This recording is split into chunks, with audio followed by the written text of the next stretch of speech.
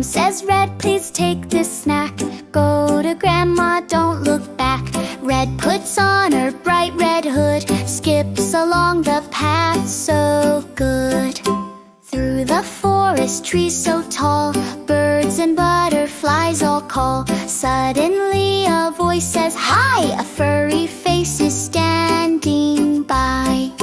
Where are you going, little one? To Grandma's house, it's near the sun. The sneaky wolf says with a grin, "I'll take a shortcut, I'll surely win."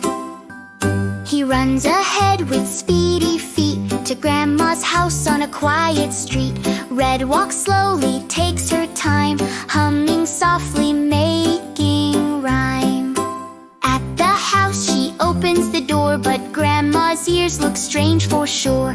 Why so big and why so wide? It's just the light, the wolf replied. Just then Grandma comes inside. The wolf gets scared and runs to hide. Red and Grandma hug with cheer. Safe and sound, there's nothing to